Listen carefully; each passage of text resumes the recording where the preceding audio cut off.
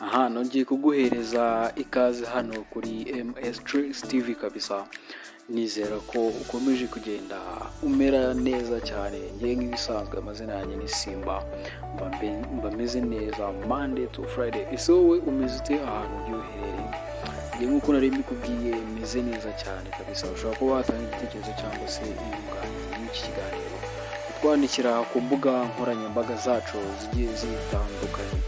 Kuri uyu munsi rero muzaniye amakuru agiye atandukanye n'ibitaramo bigiye kuba cyane byibanda mu bahanzi ba hano mu Rwanda, cyane yuko rwose abahanzi bo mu Rwanda ubona yuko umuziki wawo bashaka yuko utera imbere cyane babinyujije mu bitaramo. Ngira ngo uyu ni umusore bita The Ben, nyuma yo gukora amateka kuzuza Stade Arena mu gitaramo muherutse kubona cya Rwanda Rebirth Celebration, cyari cyitabiriwemo n'abahanzi bagiye batandukanye, cyane yuko iki ni igitaramo cyagiye kivugwaho amagambo menshi cyane. Umusore bita Ken Solo rwose ubwo uyu musore yangaga kujya ku rubyiniro, kugira ngo iyi ni saga yagiye ivugwa cyane, bivugwa yuko rwose abantu bashinzwe kureberera uyu musore mu bijyanye n'umuziki, bivugwa yuko atahawe amafaranga yari yemewe, biza gutuma atagaragara ku rubyiniro. Rero icyo gitaramo ngira ngo uwo bita Mugisha Benjamin nk'umuhanzi wari watumiwemo nk'umuhanzi mukuru cyane, umusore rwose yaje kuzuza arena, ngira ngo yarapafuminze ku rwego rwo hejuru mwayibonye cyane ko ari igitaramo cyavugishije abantu benshi. Kuri ubu ngubu rero uyu musore bita Benjamin wamamaye ku izina rya The Ben nuko agiye gukorera igitaramo mu gihugu cya Uganda. Ngira ngo ni ibintu byagiye bivuga cyane yuko uyu musore igitaramo cye ashobora kuba yaragihagaritse ikindi kubera mu gihugu cya Uganda. Gusa kuri ubu ngubu amakuru namenye naje kubanyesha bamwe mu nshuti z'uyu musore rwose, nuko uyu mugabo rwose yagiye kuba yataramira abagande cyangwa se abantu batuye mu gihugu cya Uganda. Bumva rwose nyamuneka muntu utuye mu gihugu cya Uganda rwose ntuzabure kuza gushyigikira uyu musore w'iwacu hano rwose mu Rwanda rwa Gasabo, cyane yuko rwose avuga yuko azabahereza show. Tunyarukira mu yandi makuru arimo aragenda avugwa, ibitaramo rwose byabaye ibitaramo. Ngira ngo uyu ni umuhanzi bita Neri Ngabo rwose, kuri uyu mugabo rwose ubarirwa mu nzu ya Kina Music igirimo abahanzi bagiye batandukanye. Ngira ngo twavuga Platini P aka Ba, ndetse no bita Butera Knowless, ndetse n'abandi bahanzi bagiye batandukanye na Igor Mabano, cyane yuko n'andi makuru naje kuba rwose n'amata nuko uyu musore bita Kibiriti rwose cyangwa se Fireman nawe rwose yaje kuba kubita umukono rwose muri inzu ya Kina Music, bivuga yuko nawe yasinye muri inzu rwose, cyane yuko ayibarizwamo. Gusa ntabwo biraba official cyangwa se mu Kina Music babe babitangaza. Gusa amakuru mfite neza 100% nuko uyu musore Fireman nawe yamaje gusinya rwose muri inzu ya Kina Music. Umuhanzi rero Neri Ngabo biteganyijwe ko ku itariki 3 z'ukwa 9 2022 uyu musore rwose nawe ari buze gukorera igitaramo cye muri Canada mu mujyi wa Montreal. Uyu musore rero urumva ko rwose nawe ari achievement ikomeye cyane kuza gutaramira mu gihugu cya Uganda. Ikintu rero nakubwira rwose, nyamuneka supportinga uyu musore. Niba uba mu gihugu cya Canada cyangwa se ukaba uba hano mu Rwanda, ariko ukaba uvuga ati ewa ngiye ikofi yanjye ndayizeye, ikintu nakubwira cyo rwose giye dushyigikira uyu musore rwose. Uvuga yuko mu gihe gito amaze muri uyu muziki yerekanye urwego amaje kugeraho, ngira ngo uyu ni nashidikanya kabisa.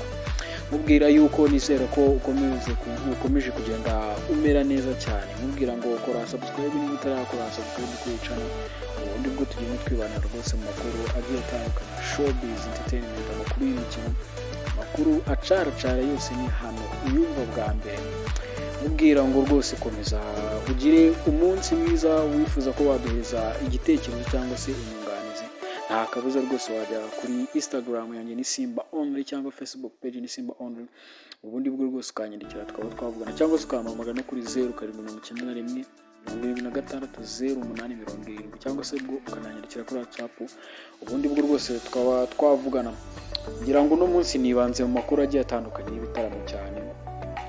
Mu gitaramo ntago nakita nk'igitaramo gusa, ni ibirori bizaba ejo bundi bijyanye no kwita izina uwo bita Masamba Mike Kayihura ndetse n'uwo bita Ruti Joel. Rwose bazahurira ku rubyiniro. Ngira ngo ni ibitaramo bigiye bitandukanye bizagenda biba.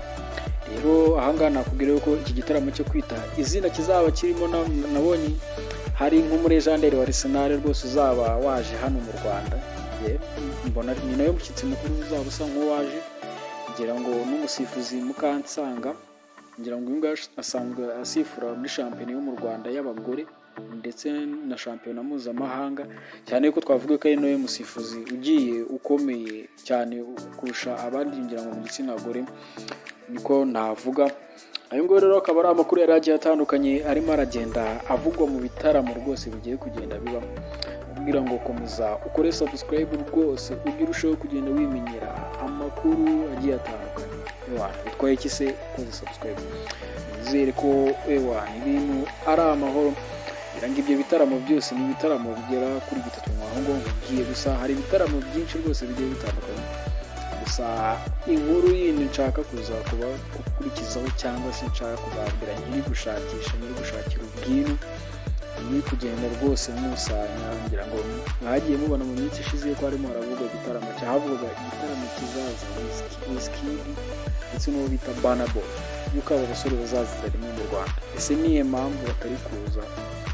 Imbogamizi zabayemo cyane ko agafaranga abo basore bivuga yuko bakaga, Minisiteri yaje kwikaba biravuga ati reka bahise birukanka bagwa mu bisheke, baravuga ati reka rwuga gatsi ntitwabubona. Gusa ni inkuru nyiri kwegeranya, ndetse nshaka na bamwe mu bantu baba bari muri ibi bintu cyane kugira ngo nzabaganirize numve icyo bambwira. Ibyo ni ibitaramo rero nari nkubwiye, ngira ngo nabigusubiriramo mu ncamake. Igitaramo cya mbere nakubwiye ni Mugisha Benjamin wamenyekanye ku izina rya The Ben, afite igitaramo mu gihugu cya Uganda nk'uko nakubwiye haruguru, ndetse n'ikindi gitaramo kizabera mu gihugu cya Canada muri Montreal, kizaba kirimo uwo bita Neri Ngabo ku itariki 3 z'ukwa 4 2022. Umusore rwose wabarizwa mu nzu ya Kina Music niwe uzagikora, ndetse n'ikindi nkubwiye mu kanya cyo kwita izina uwo bita Masamba Mike Kayihura, Ruti Joel, abo rwose nk'uko nari mbikubwiye bazahurira kuri stage cyangwa se ku rubyiniro, cyane yuko ari nabo bahanzi twavuga yuko bamenyerewe mu ndirimbo za gakondo ziba zikeneye gucurangwa mu muhango nk'uriye. Ngira ngo uwo twavuga ni nka Mike Kayihura, niwe ucishamo akarema n'utundi turirimbo dusanzwe tw'urukundo. Ahangaha twagira tuvuga indirimbo zigiye zitandukanye nka Anytime, indirimbo abahanzi benshi bagiye bakunda cyangwa se n'abafana be cyane, ubona ko ari umuhanzi ukunzwe n'igitsina gore cyane. Ndetse na Ruti Joel, uyu bamwita Nkongi cyane, uyu niwe wahaye akazi no bita Iva Blavan. Ibyo rero ni ibitaramo bigiye bitandukanye nari nkomeje kukubwira, mubwira ngo kora subscribe ubundi rwo rwose ugende wimenyera amakuru agiye atandukanye hano kuri MS Choice TV, ukora na share kugira ngo ibintu rwose bigende bitandukanye. Ibitekerezo byanyu ni ingenzi kandi turabyubaha, mubwira ngo komeza ugire umunsi mwiza. MS Choice TV ku makuru agiye atandukanye kandi ageze